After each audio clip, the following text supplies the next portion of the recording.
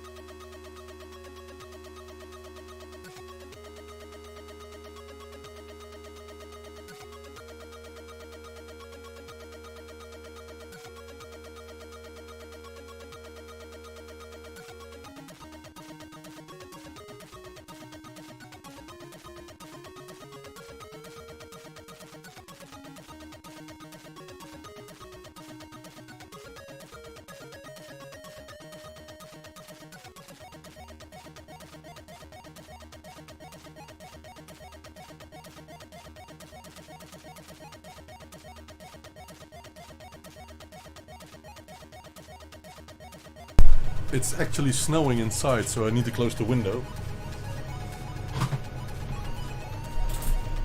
So the temperature just dropped below 4 degrees and I see snow outside, but I need to open another one because I need some fresh air, you know. But it's ridiculous. It's snowing again in March. Anyway.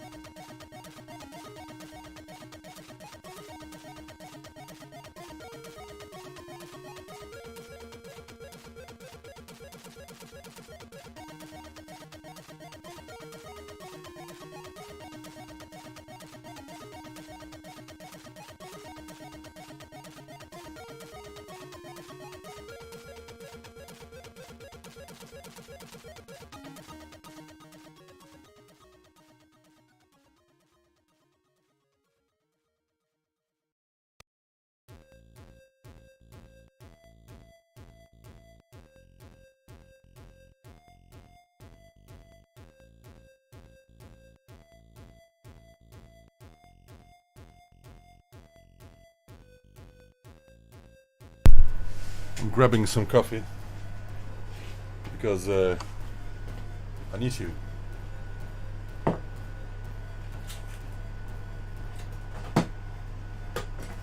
Just need to add some water first.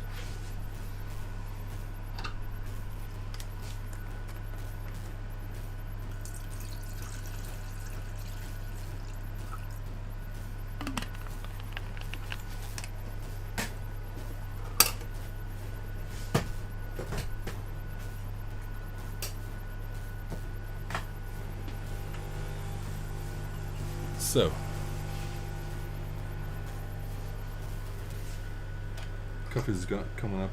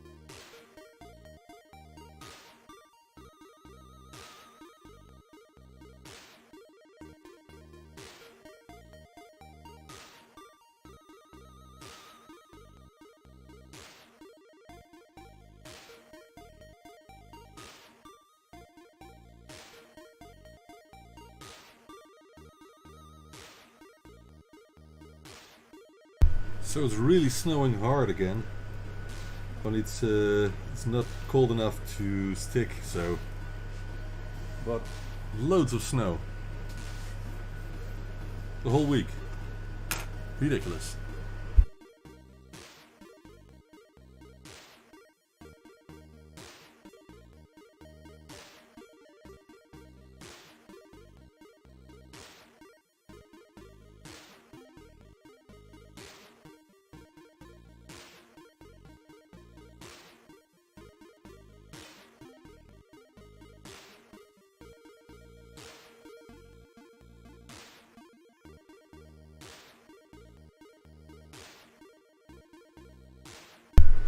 Maybe it's good to explain what I'm doing. So obviously I'm assembling SMD parts, but usually I use the pick and place machine for SMD parts, but not with the Kempston Mouse Turbo, because it's quite hard, because there are SMD parts on both sides of the board, and I still could have the parts assembled by the pick and place machine on top, for example, and then do put the parts on the bottom manually. I could do that, but there's only a handful of parts, so it's not much. The DFMC and SpectraNet interfaces got loads of more SMD ports, hence I do these manually. The same with ZXHD, ZXAY interface. So I usually do those by hand, though for ZXHD and ZXAY I actually do have solder paste stencils, so I could do them on the pick and place machine, but interfaces like this, Kempston Mouse Turbo, don't sell a lot, so a couple a month, and hence I just spend the time doing them manually. And I actually don't like repeating work, but this I don't mind. For some reason it's relaxing to do, so I don't mind actually. I got good eyes, I got a good stable hand, so I don't worry doing this by hand at the moment. Right. So what is remaining? Nothing on this side. And here we need only the two bigger caps, which are 1 microfarad, and these are prepared to put electrolytic capacitors in, but the voltage regulator on this work fine with just ceramic capacitors for stabilization. Hence I use them instead of the electrolytic ones, which is faster and looks a bit more pretty, I think. Yeah, Robert, indeed, there are loads of games adapted for Kempston Mouse, and there are actually some new games developed as well during the recent years. I forgot the name of the one where you sort of commando, but then bigger, and you can control it by mouse. It's really a very cool game. Feels natural controlling that game by a mouse, but you can also use a joystick in the game, but with a mouse it's a lot better. And then you have, of course, the Art Studio and other utilities that work best with a mouse, I think. I don't think lots of people had a mouse back in the days. Maybe 1 out of 50 or so, I don't know. Not many. It was really a niche for ZX Spectrum, but people just need to discover that it's possible, and it works great. This interface even got a joystick interface, so you can use it both for mouse and joystick. It's got a multi-joystick option, so you can configure it as Sinclair, Kempston, or something else. So enough options. Hence it's quite a complete and nice interface to use.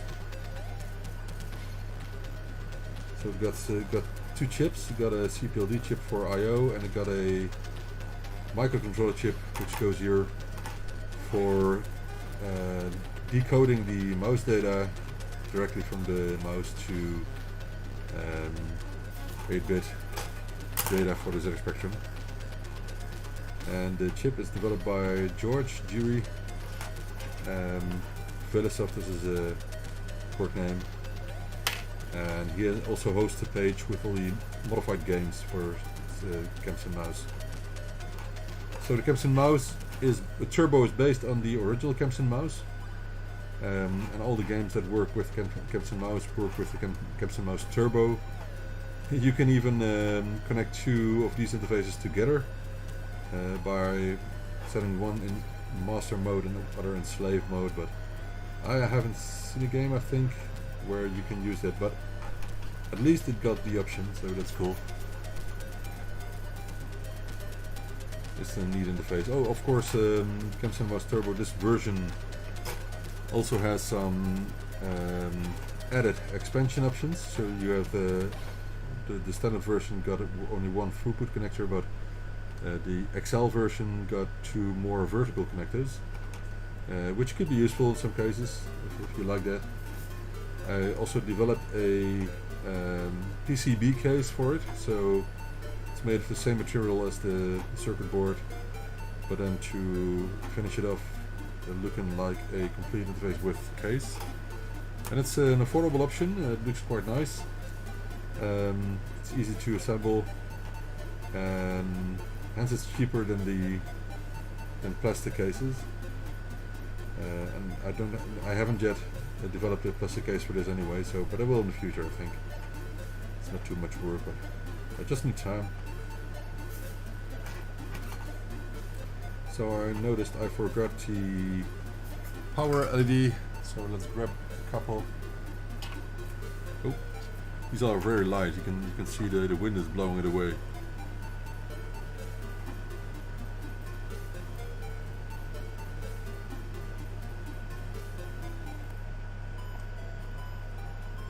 Anyway, let's grab more.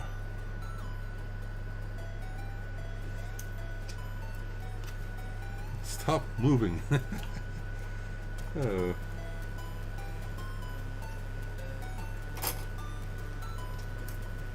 Right. Let's see. R-Type feels like a different game on K-Mouse. Yeah, it's cool. But I do like playing R-Type with joystick. Anyway, is there a DIY kit? Nope, not for Kempston Mouse. Mainly because there are too many SMD parts, I think, for most people to assemble, including the main chip here. So I usually only offer DIY kits for interfaces that have only throughput parts. Though the ZX die card got a couple of SMD parts which I assemble even with the kit, so you got those parts assembled already.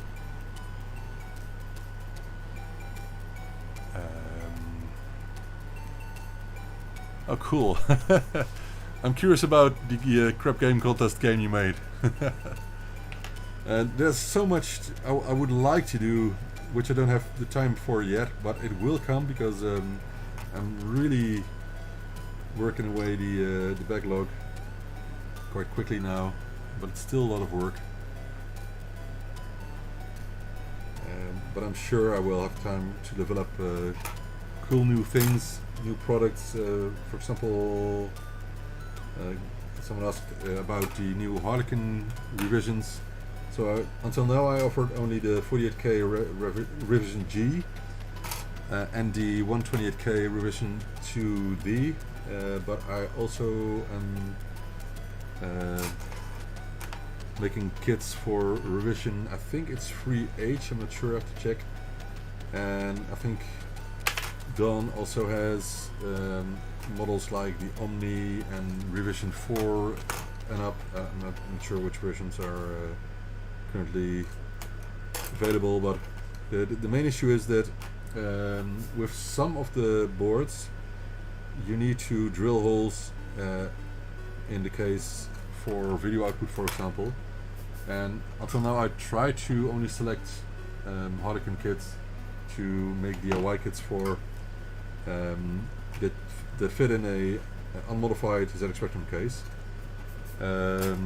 Also the versions with onboard storage are quite cool, of course, because it's integrated, but you need at least to add some holes that are quite hard to make in the case. For example, for an SD card on the side, and also I can assemble the SMD parts already for an interface like the FMC, for example, but the problem is I can't test it, so I cannot tell if the chips are soldered correctly. It's harder to assemble an already programmed chip, because usually I program them on board, like this one here. I program this the CPLD chip when it's connected to 5 volts with the frequent 3 voltage regulator on it, so in circuit. And that's hard when you have an unfinished product like a Harlequin kit with only the CPLD chip and some other parts, SMD parts, mainly for the storage interface. So that's why I am very selective of which kits I offer as DIY kits. I don't take that lightly. I want everybody that buys such a kit to have a good experience, and I must know for myself that the parts that I do assemble already that it actually work. So that's quite hard. Anyway, the next parts are, let me check, at least the voltage regulator, and what else did I miss? No, I think that's all. So the MCP 1703, which is quite rare at the moment. I cannot obtain them anywhere, and I have only 30 left to show, so I hope they will be available in the near future. So these are very low power voltage regulators. They're quite good. The only downside is that on some interfaces that I used them on in the past, they were more prone to get faulty when an unstable, non-refurbished plus 2A or plus 3 power supply was used. And these very tiny switching voltage regulators tend to fail quickly with a bad 5 volt input. It's hard to blame it on the chip, of course, because if the 5 volt input is not stable enough and maybe spiking upwards above 7 or 10 volts or something, then that could be, of course, that could mean the end of the 3.3 volt regulator. But anyway, I used them on Kempston Mouse. I haven't had a faulty Kempston Mouse interface so far, but I only made, let me check, 110 of these, so not that many. And for comparison, I made over 3,000 different C interfaces, 1300 ZXAG interfaces, so loads more of those.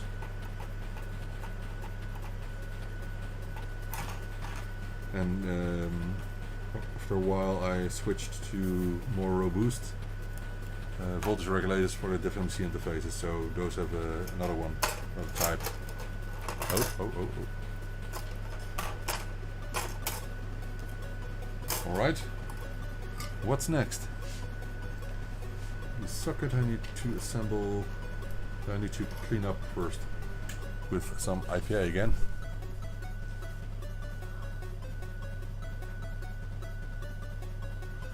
Well, Robert, it's not my driver, it's from George as well, Jiri.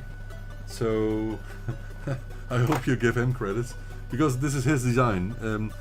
If I would have made the design myself, I would have put all the parts on one side of the board, you know.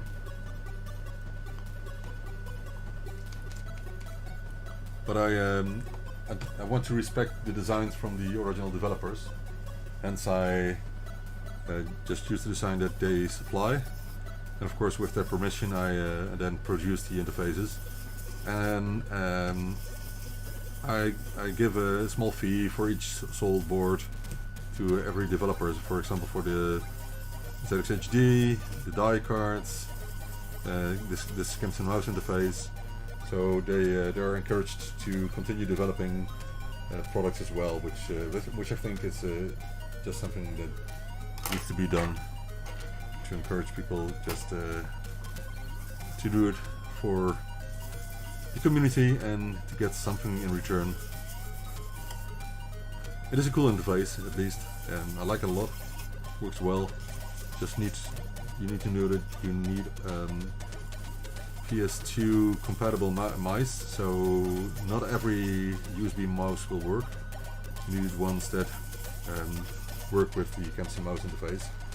And there are not that many models around, so I offered Genius Mouse, you know, that old brand from the 80s.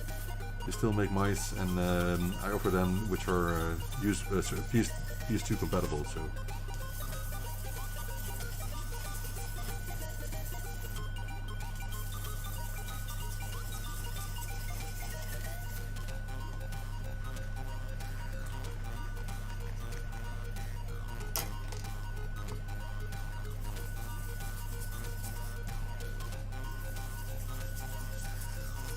But I have the feeling that I'm going to be selling a lot of more of these and other products. For one reason is that I'm getting back to sell my retro and eBay very soon. So we're prepping stock for that because I don't want people waiting.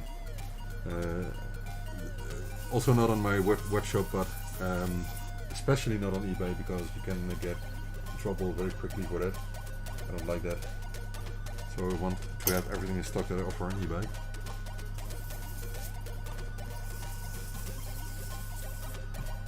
So at the moment, for example, we have about 50 Harlequin 128K kits ready, almost ready. Only the main board needs to be added with the free SMD parts and some manuals, of course. Then we have 50 of those ready on the shelf, and those we can offer on some retro on eBay soon. So we're getting back to the good old platforms which I left because of a lack of time, and also because of changed regulations and the things that are required when you offer on eBay, like sending out quickly within 2 days, I think, which is hard. It's even harder on Amazon, for example, so I'm not yet offering there, but maybe in the future. Good afternoon, Uncle NB and Dolphination. Is it Matthew, right? I think. Nice nickname. Alright, let's see. Yeah, the IC socket, and then we need to grab some resistor arrays.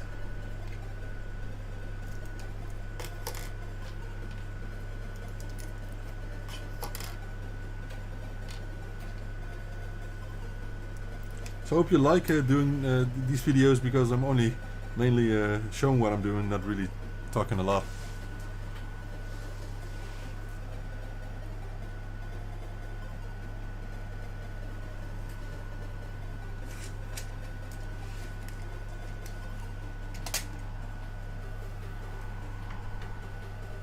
I hope the mic is audible enough.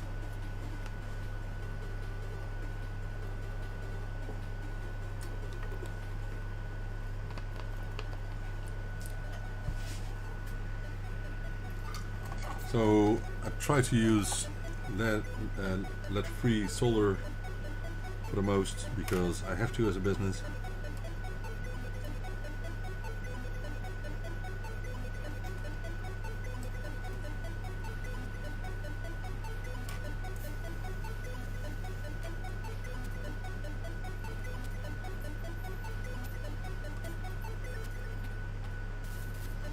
That's one benefit of using the automated production line pick and place machine, so because I can use lead-free solder paste on that.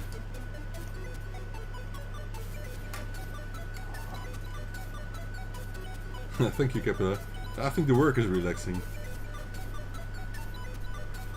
The only thing that's not so relaxing is that I still got too much work left to finish in a couple of days. It's still a couple of weeks, I think 2 weeks or so, until I can actually say that I'm done with the backlog and then can focus on new things. But we're getting there, especially because we finished the migration of the bookkeeping, which was a really insane amount of work.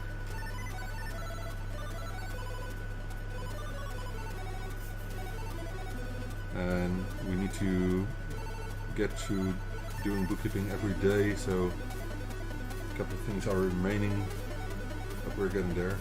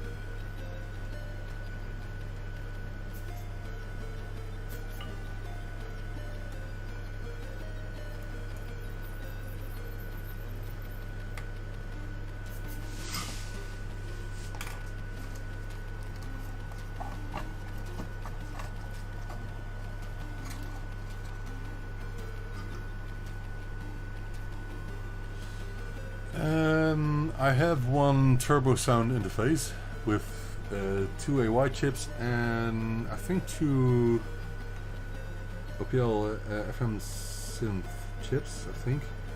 But indeed it was made mainly for the Russian or Eastern European clones. Now the first AY chip clone I got actually had 2 AY chips implemented with emulation, but nothing more than that. But I think it's doable. The only question is there a design available to do that, and how many people would be interested? And that's with loads of things, because I get all kinds of questions, for example, for a MIDI interface or I/O interface or something else, and it's hard to develop something that only a couple of people care about, and also to develop it with some specifications that everyone would like. So it's really hard. The best thing I could do is find a design that's already used, that works, and people have to develop some software for it, but not develop something new. I don't think there's much interest in that, because there won't be any software if you develop something new. But at least the turbo interface that is available, that should work, could be an idea. I also had which one was it? I'm not sure, I have to check. I got an interface which was very cool. Oh man, I forgot. I have to check. I've got loads of things in the pipeline that still need to be worked on, but all on time.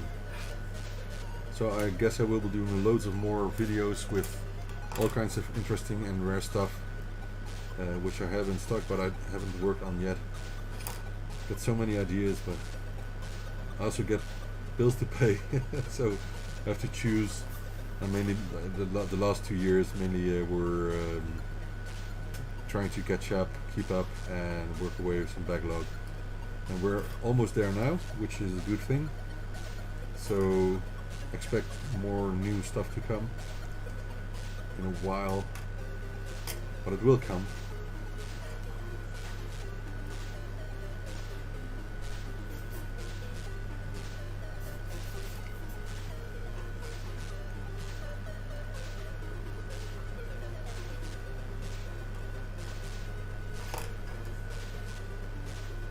I wish I could just expand this business, take employees or something, but that's a bit too much because of the niche. I still think I want to do other stuff as well in the future, next to ZX Spectrum hardware, but I'm not there yet. I've got plenty of ideas, but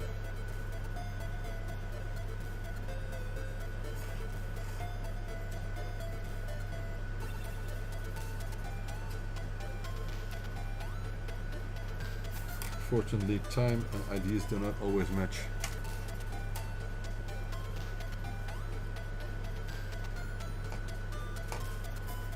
Alright, so that's that. Next are the resistor arrays.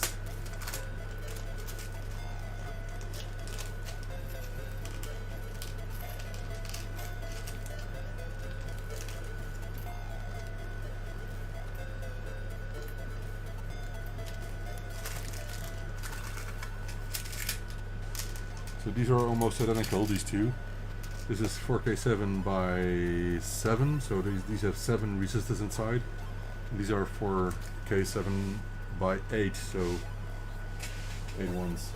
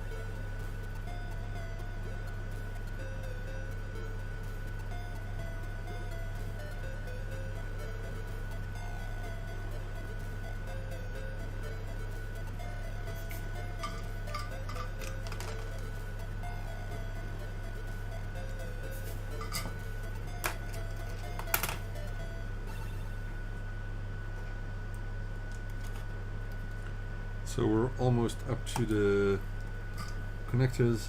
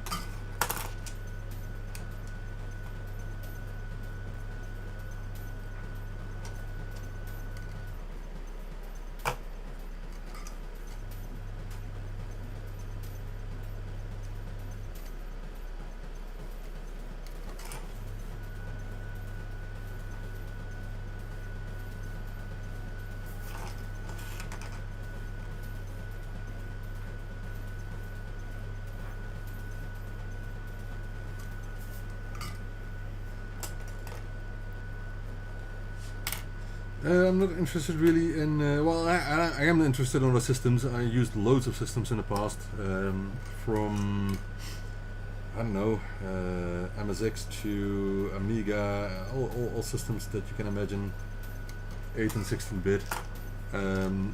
But I kept working with the ZX Spectrum, and I'm interested in producing anything where there's interest in. That's no problem, but I'm thinking of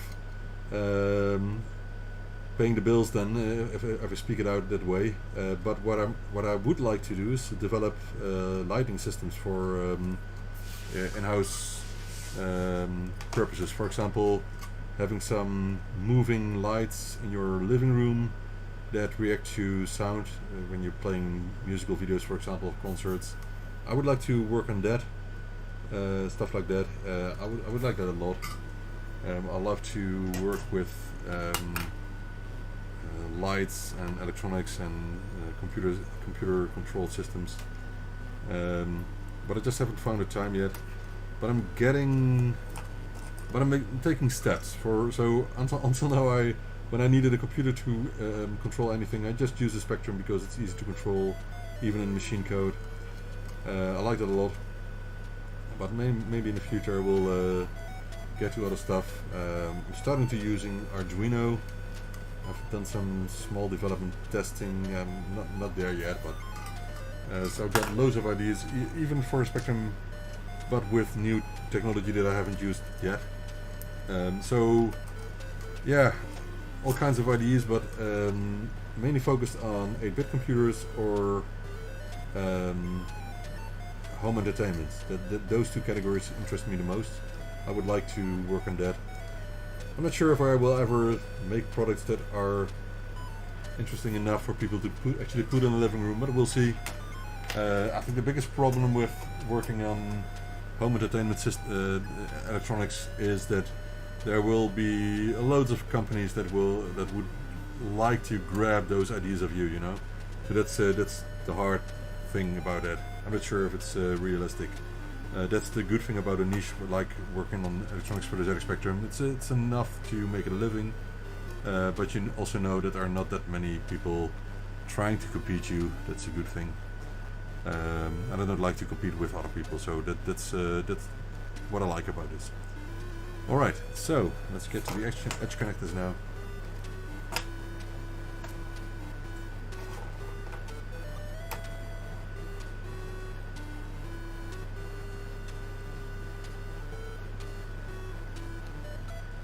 I think a MIDI interface is not that hard to make, especially because the software is available, for example, on the ZX Spectrum ROM. But I actually, for my laser harp, I created a new machine code routine that with which I used the routines from the ZX Spectrum ROM. Because I couldn't page in that part of the ROM.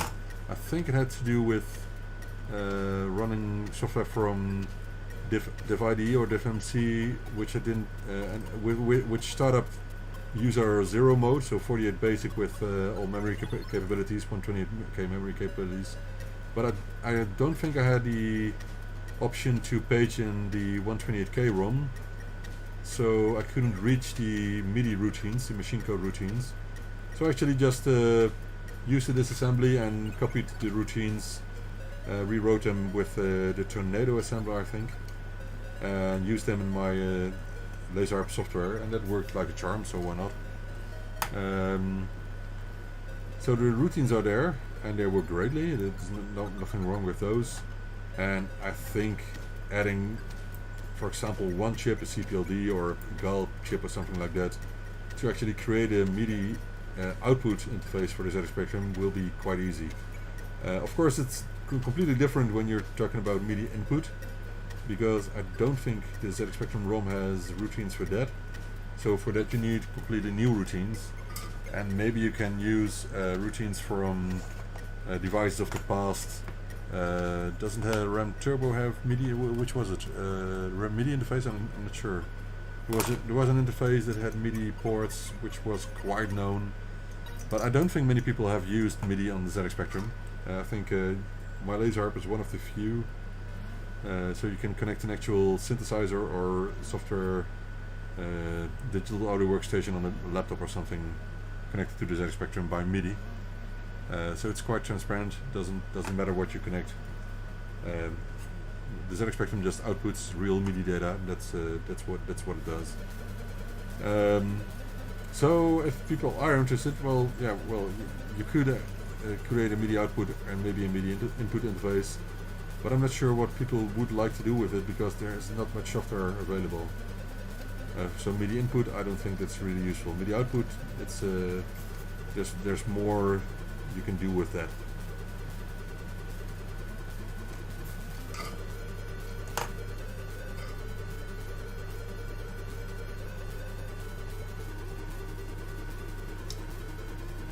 You can use the MIDI output from machine code, whether or not you're in 128 basic. So the I/O is available, you know. So if you cannot reach the 128K ROM, then you can still use the routines from machine code, for example, the same routines. You just need to copy them then because you cannot reach the 128K ROM when you're using a DFMC interface or the ByteDelight interface. You need to be creative.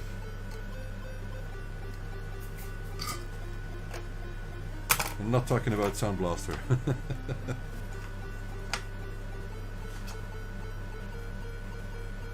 I like MIDI a lot. I like working with keyboards a lot. I have a Yamaha keyboard here around the corner. I haven't used it a lot because of all the work, and I don't have much space. There's really, I should show you. Let me show you what's on the ground at the moment. So behind me there are some remaining orders that we need to process, and on the ground are the Harlequin kits and ZX die cards. So we're actually using about all space we can find here in the ByteDelight headquarters. But that's one of the reasons that I'm planning on moving this year. I hope we can reach it. Oh, my camera won't get in again. Yeah, that's better. So I would like to move to a place where I can expand my workplace. But I can either do that working from a house with bigger rooms, or just something like a hall outside the house, big garage or something. But it needs to be properly insulated, otherwise I will freeze or it's too hot, for example. So must be a proper workplace. Here I have a proper workplace because I have air conditioning if I need. It's not enabled. Oh, it is enabled. I have it's powered on for heating. Should switch it off. It's warm enough.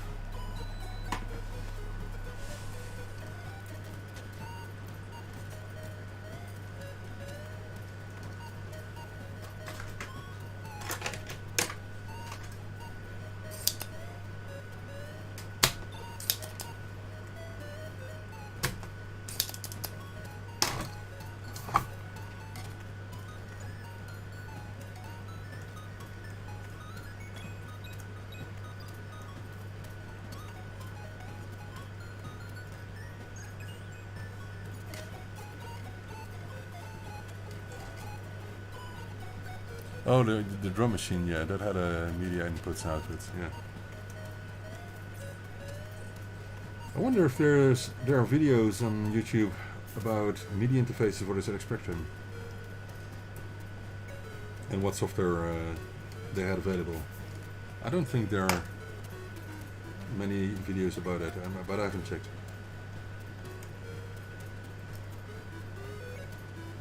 Still, if there was software, most probably it's some kind of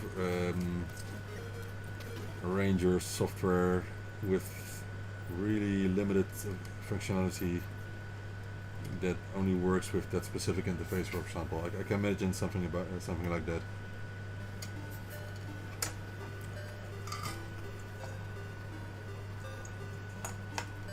It's still snowing, but I need to open another window because of the fumes.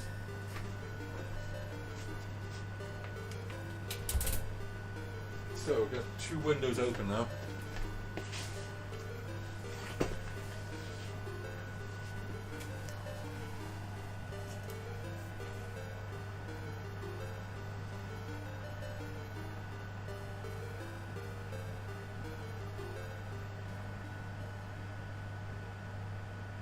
Let me check some messages.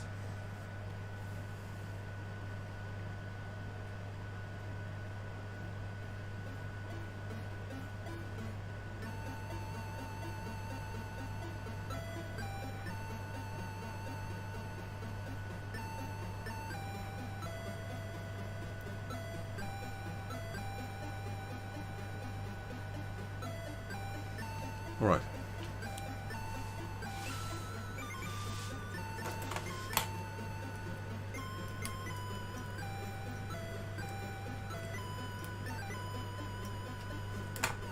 So we're getting close to finishing these 5 Kempston Mouse Turbo interfaces. And you can see it takes about 1.5 or 2 hours maybe to really finish those interfaces, and then you need to test them. So that's about what is required working on a place like this. And I think on an average I need 1.5 hours for 5 interfaces. of any type.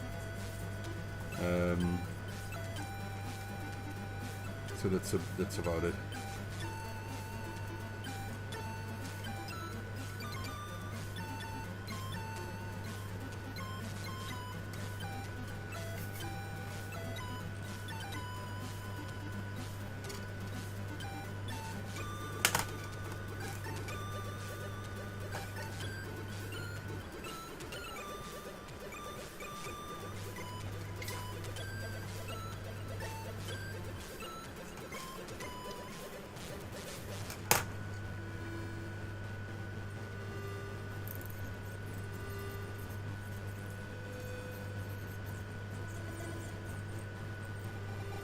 So again, I'm using lead-free solder, but with this iron, you can see it's still quite easy. Leaded solder is more easy to use, but it's doable. And I'm using a Stanel solder at the moment. I like the brand a lot. It doesn't smell bad, doesn't have that many fumes, and this is 1mm solder, half a kilo, which I got in yesterday. This is only tin, some silver and some copper, and I like the silver because it makes the solder a little bit more flexible and less what do you call it? Less brittle, and the copper adds the added coppers for electric connectivity. So I think this is one of the best lead-free solders that are around. And for leaded solder, I don't have the brand on here. I use anything I can get. There's not much difference. But for lead-free solder, I really only use Stanel. I've had some solder wire types that really smell bad, and I always think if it smells bad, it can be good for you, you know. So I like to be selective with things like that. And solder wire is quite expensive. You can easily pay 50 euros for half a kilo or more sometimes if you don't pay attention.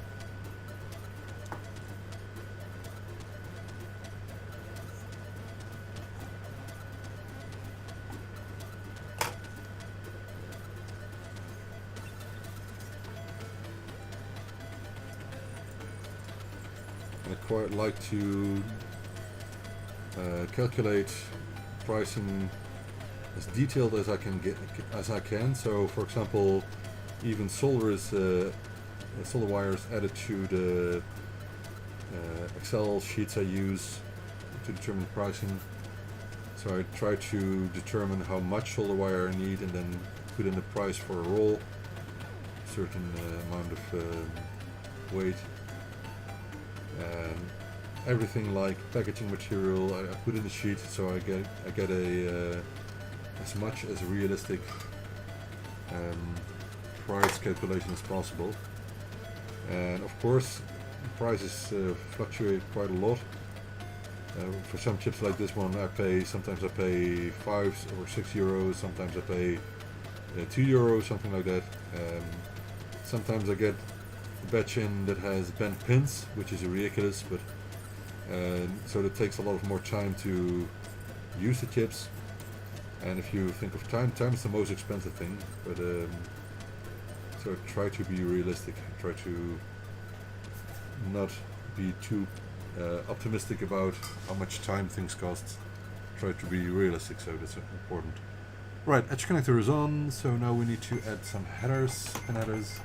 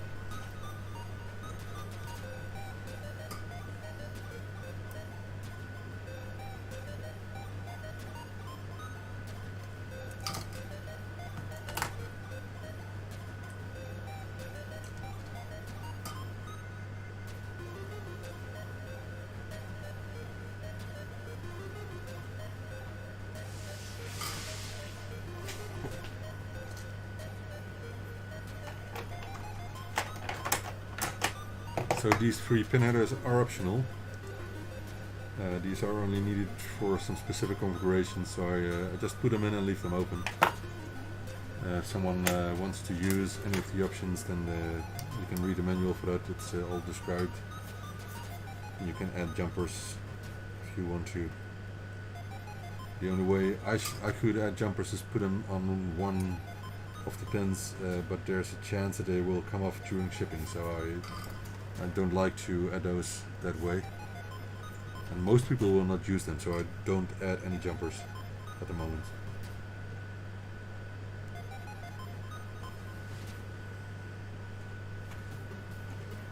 For Spectronet I got over to switches, because I found some really neat slide switches which are small and fit in the same holes.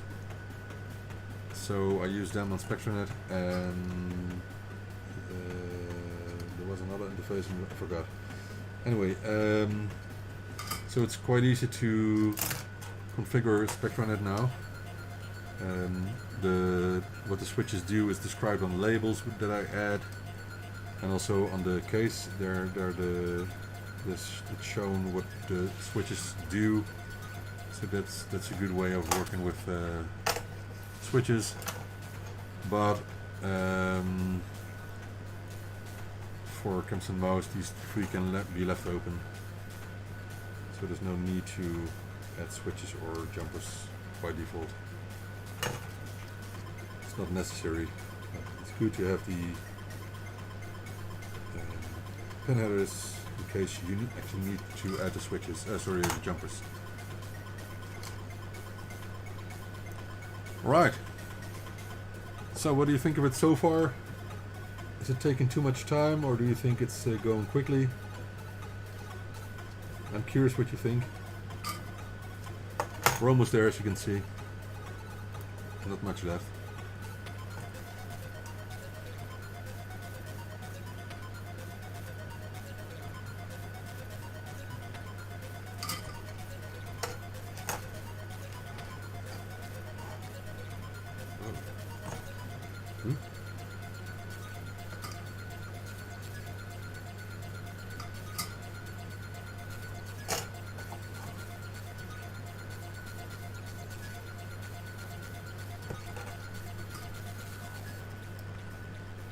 So about 4 or 5 hours a day I'm working on production work during the last weeks. Before that as I told you, I needed to finish the bookkeeping stuff, but I'm back to mainly doing production work at the moment, and once that's done in a day or 2, I can get to all the remaining repairs finally. Because people have been bugging me a lot about that, and it's completely true. Some people have been waiting for 2 years. That's not good.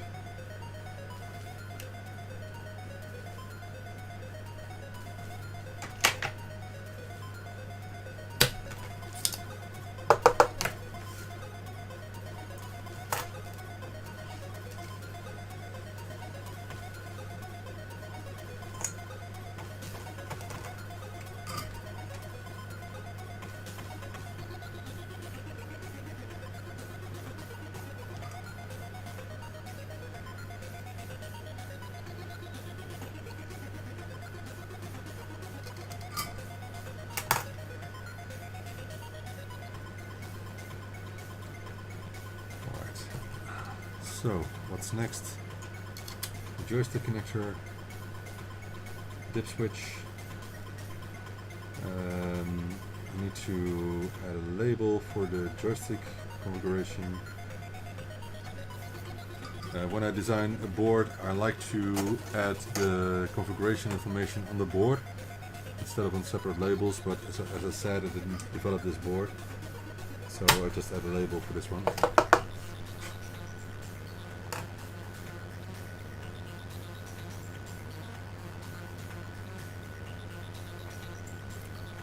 Thanks, Franco. And it's all because there are so many people still liking ZX Spectrum and hardware, like myself.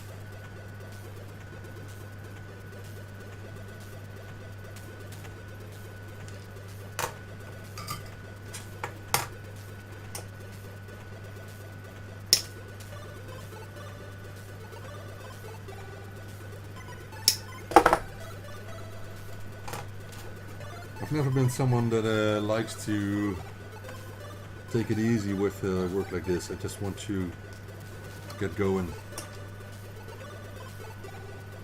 I'm not working really hard, for my feeling, but I just like to keep improving what I do so I can do more at the same time. Yeah.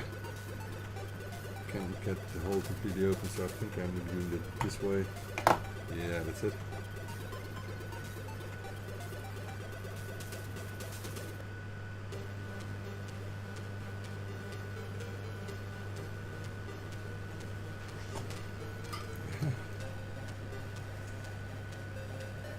It's really not working like I want it.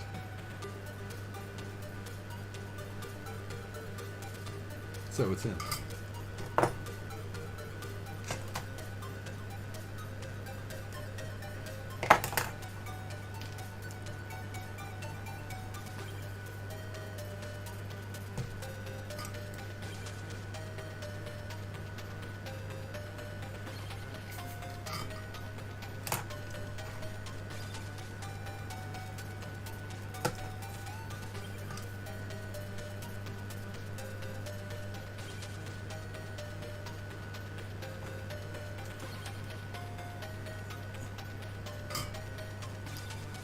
Right.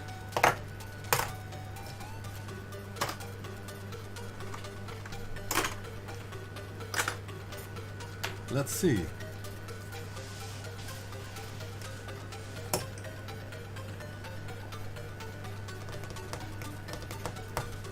Yeah, I think I will a couple of more parts and then clean up the bottom of the board.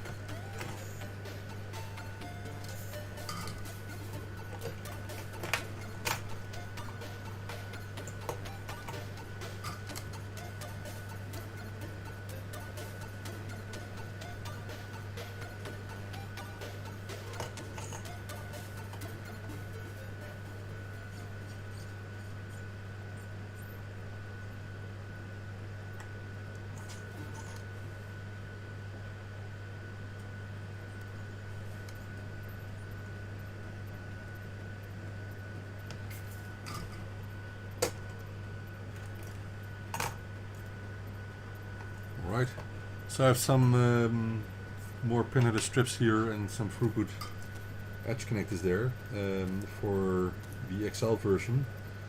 Out of the 5, I always start with 1 or 2 that are the XL version, because there are more and more people liking the XL instead of the standard version. But there, of course, I have parts for 2 XL versions here. So there are 3 remaining as a standard version, and if someone else orders an XL and I don't have them anymore, I will just enhance the current standard version to an XL version, which is doable by adding those pinheader strips and throughput edge connectors.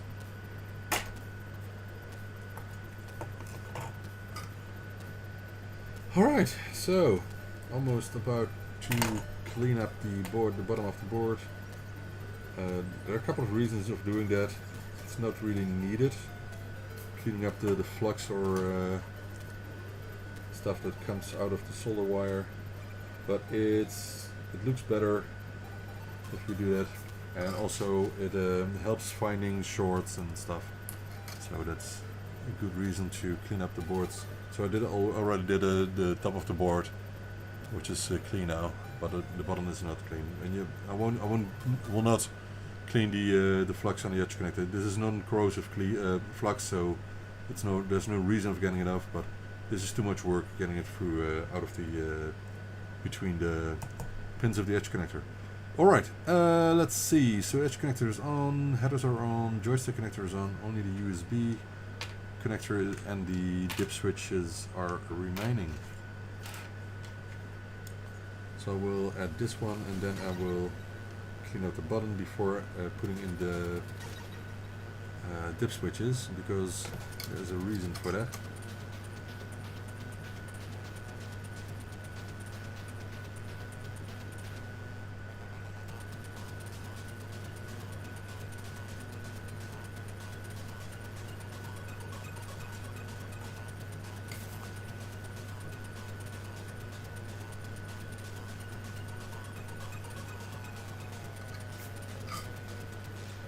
Nowadays I use a vertical USB connector because that fits better with the case, and also if you have the connector aim upwards, you won't be interfering with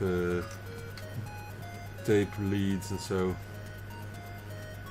that's why I decided to use a vertical connector, which are easily available, so that's no problem at all.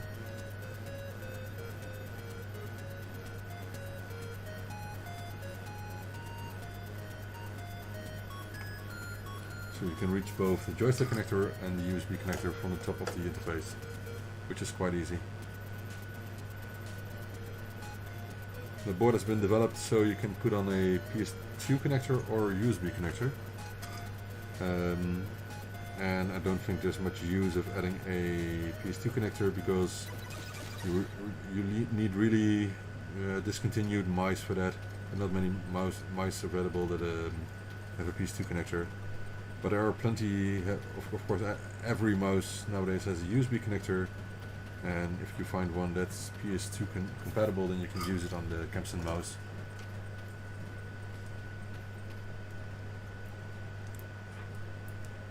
So most probably this evening I will do, what was it again? I forgot. What was I planning on doing? I need to do the dual flip drive sets, and there was something else that I also wanted to do tonight. I don't remember. I have to check. Oh, the ZXIG, of course. It takes a little less time, so most probably I will assemble 5 of those as well this evening. Then tomorrow I can do the dual flip drive sets, and then I'm done with all the production backlog, as far as I know. Because I've made a really insane load of interfaces this week. I think 20 Pro 1 interfaces, already 15 ZXIG interfaces, and a lot of other stuff. Oh, and I have to make ZXAYs as well, by the way. So I don't think I will manage doing that today, but maybe tomorrow then. But I really want to get it done, because I don't want to postpone it any longer. of having the backlog completely sorted out. It's important. Right, time for some cleaning.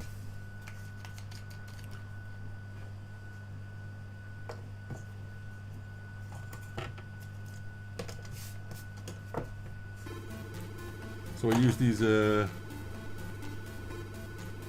cleaning tools to remove the remaining IPA from the boards, and these clothes I just throw away after a while, and because they're cheap. I think you can get 5 for €2 or something. But it's a really good method of cleaning up your boards quickly.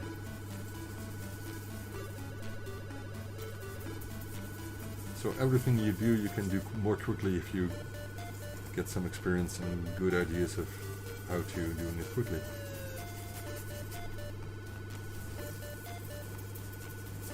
I still think the quality is important, so I do spend some time on cleaning and other stuff, but if I can do it quicker, then I would like to.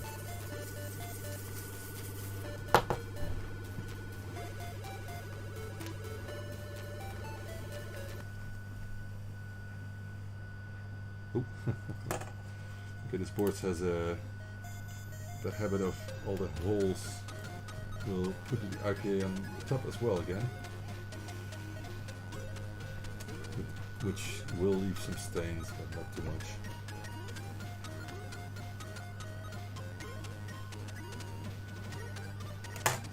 Not much you can do about it. And I also already have the serial number labels ready, but I put them on after cleaning. I write serial number labels with a copper ink pen, which is really copper, so you cannot get it off with IPA or water or something else.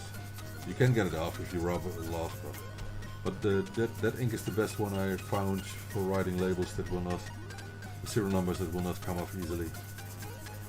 I could write it on the board itself, but I prefer using the labels. It looks better and does the same function. So I like using the small labels.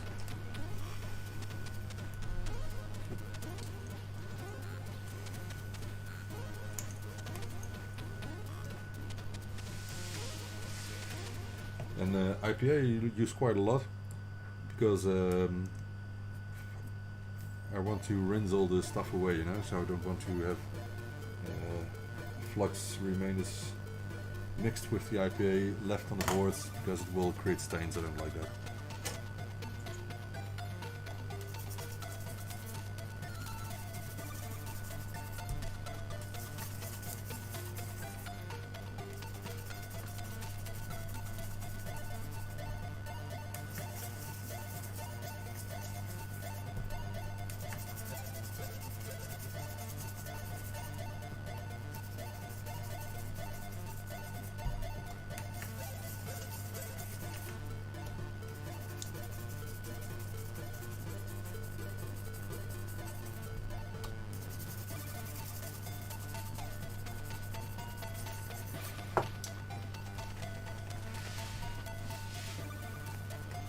Looks so much better after cleaning with IPA.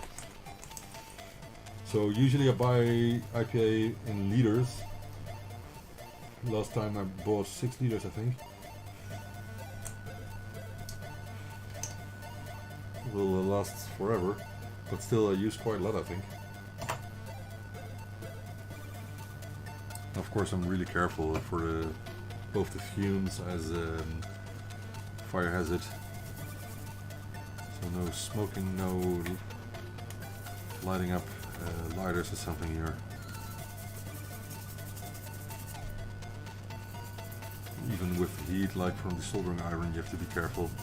Or for example, the hot air station can be that hot that it can inflame the IPA, so you have to be careful.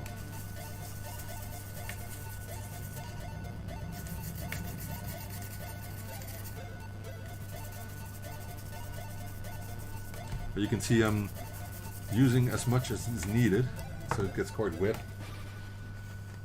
But that's to know I can clean it up easily and quickly, so it doesn't stay sticky or something because of the flux from the solder wire. So there's not much left. You can see some remaining, but no, not much.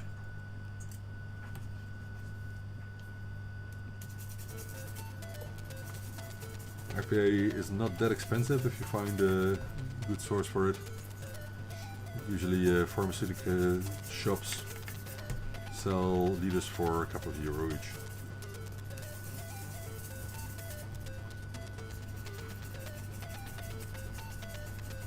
Nowadays, if I make an interface, I don't think I can live with seeing all the flux remains from the soldering on it. So I like to clean it up like this.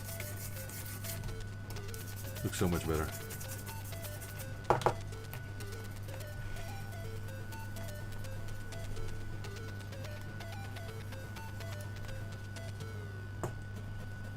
Especially with the black circuit boards.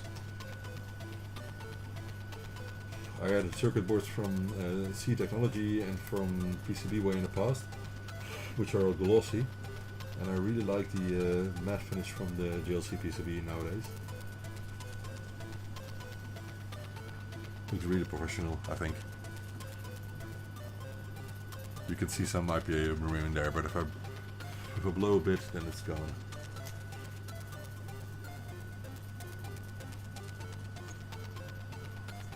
Alright, so a couple small things remaining and then these are ready.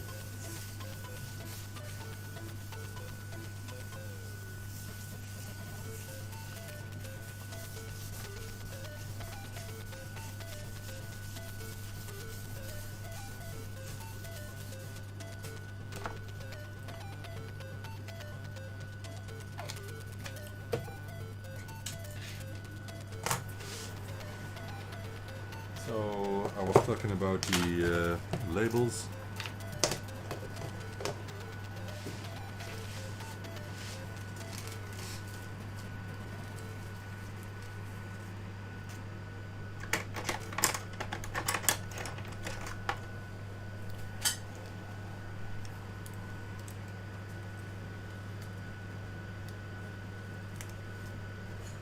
Which go here.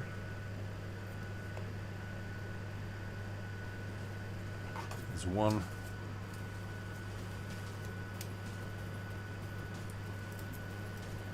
and they're small, so it's quite hard to read, but I think it's better than nothing. And of course there's a manual included, so all the details for dip switch settings are in there, but I think it's good to have them on the interface as well. I like to do that with all the interface I produce.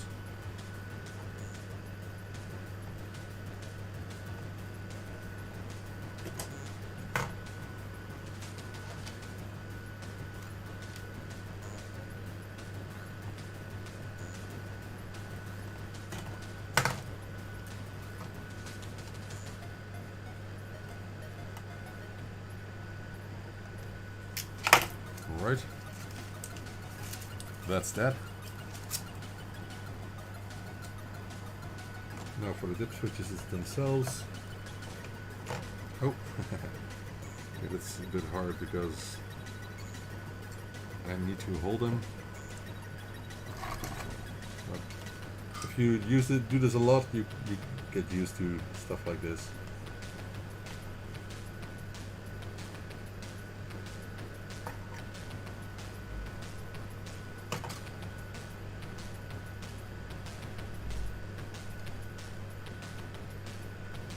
Right.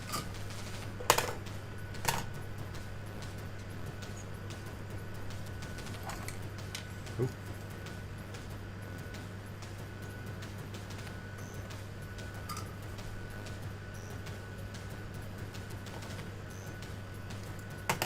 All right.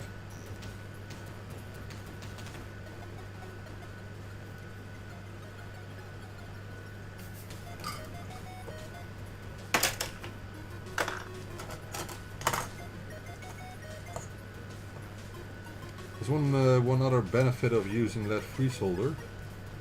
and that's that it's non-toxic, so you can just be quite certain that it won't be a health hazard for users. I think I heard some people talking about they like the taste of leaded solder, but I hope people really don't put it in their mouth. It's not healthy. Oh.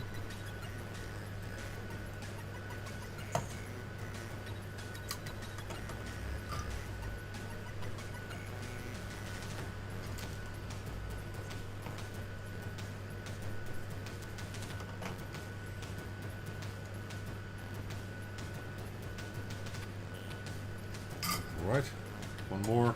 I think we're good to go with these 5 for testing, and as I said, I will add those through-put edge connectors on 2 of them. But I think I will keep it with the baseboard as it's now for this video.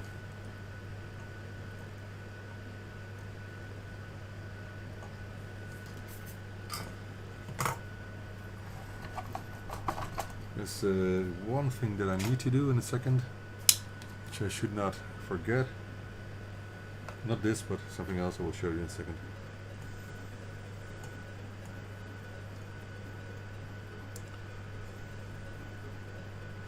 Just checking if everything is clean.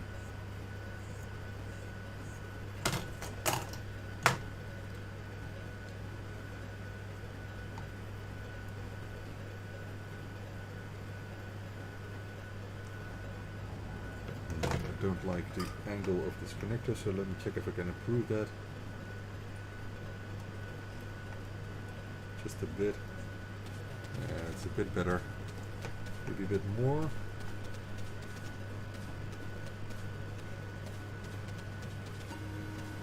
Hope so.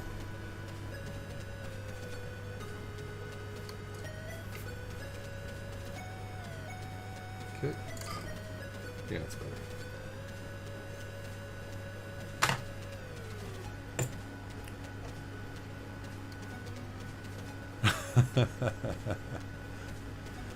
Well, I've been breathing in a lot of fumes as well, but I try to keep an eye on my health as far as I can. Can be that healthy, you know. Can be.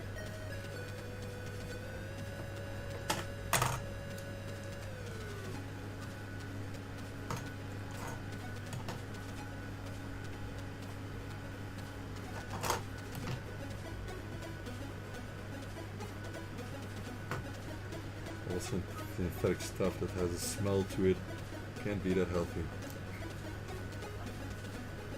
The smell is not, it's not made for the smell. It smells not on purpose. Only with soaps, maybe.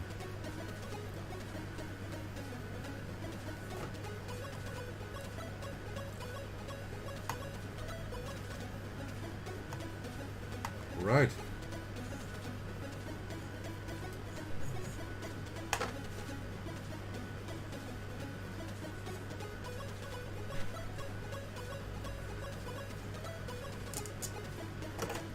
I think we're good to go.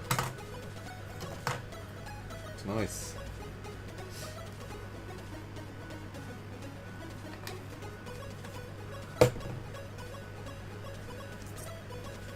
Okay, one thing that was remaining that's important is a resistor.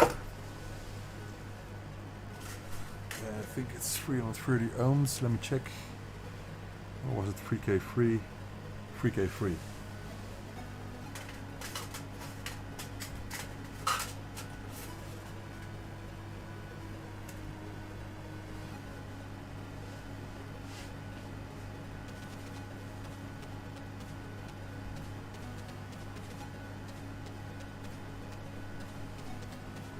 So these resistors are mandatory to solve an issue that was quite hard to find a solution for.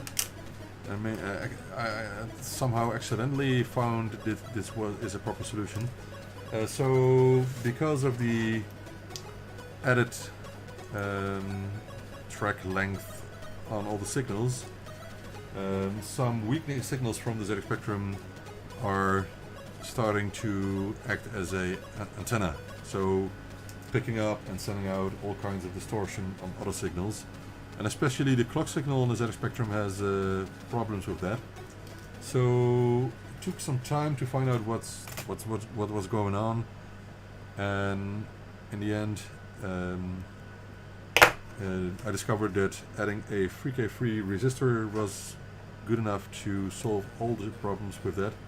So it puts some more stress on the clock signal, which actually makes it stronger on ZX Spectrum 128K toast racks. So on other models the signal is either strong enough from the relay chip or it's buffered with a double inverter circuit, such as on the grey ZX Spectrum Plus 2. So Amstrad actually improved the external clock signal by doing it that way. But it's important. So the resistor is mandatory. There's no way of using the interface without problems if you do not add the resistor. And on many toast rack boards there is actually already a resistor put on the clock signal, and I tested this 3K3 resistor in combination with the internal resistor in both situations when it was present or not. So some boards do not have it and some boards do, and this solution works in all situations, so it's good, doesn't create any problems. So this is a proper solution for getting rid of the unstable clock signal in toast racks.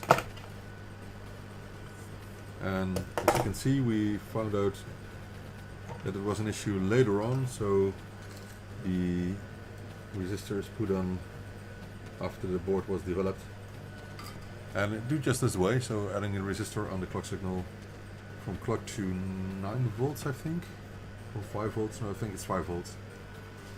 Just to as a pull-up resistor, which slightly improves the stability of the clock signal.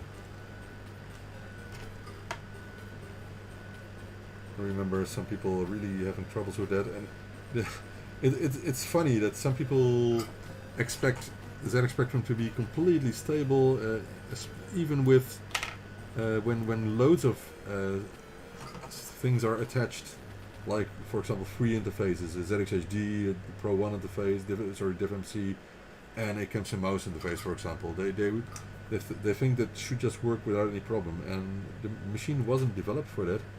Sinclair just took some shortcuts to make it work, but just. So I think Amstrad did a good thing of adding the double inverter circuit for the clock signal on the Plus 2, but that should have happened already in the original Sinclair machines as well. So anyway,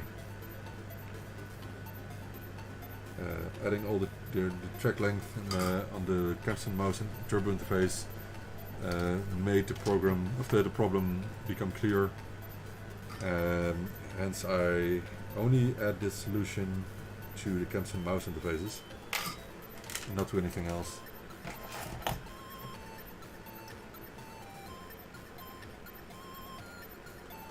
It's just cool when you find out such a problem after 30 or 35 years or something like that.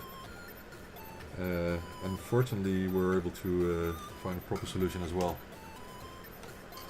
So I didn't have any problems with stability of the clock signal after this fix.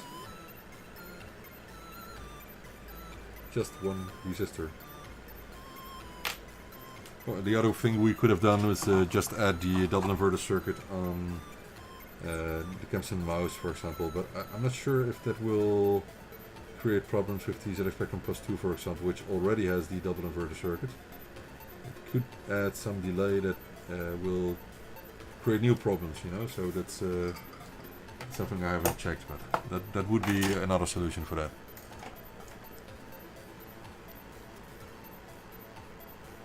Capacitive coupling in the keyboard membrane. I don't think so. I had some problems, for example, with keyboard membranes that were too close to the modulator. And not even touching it, but when you put it close to the modulator, that didn't work anymore. I think that just had to do with, I don't know, some radiation from the board or something. I'm not exactly sure.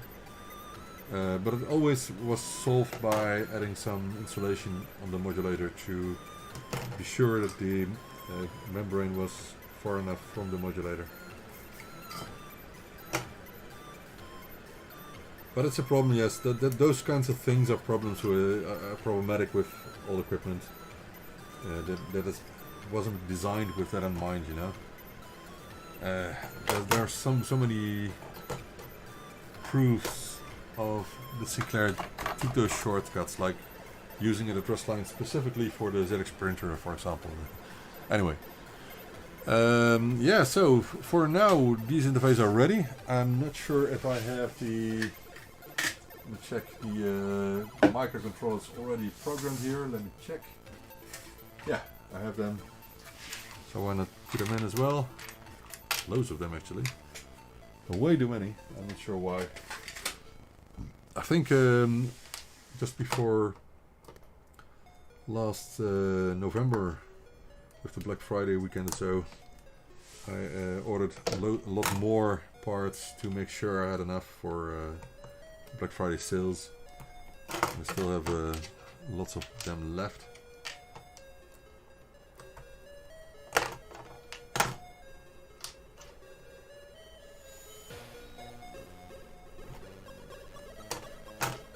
I hope this music is not creating copyright infringements on the video. I had it a couple of times actually, in videos where you used Spectrum music that were striked for copyright stuff, you know. But anyway, what can you do about it? Oh yeah, of course, the serial number, why not?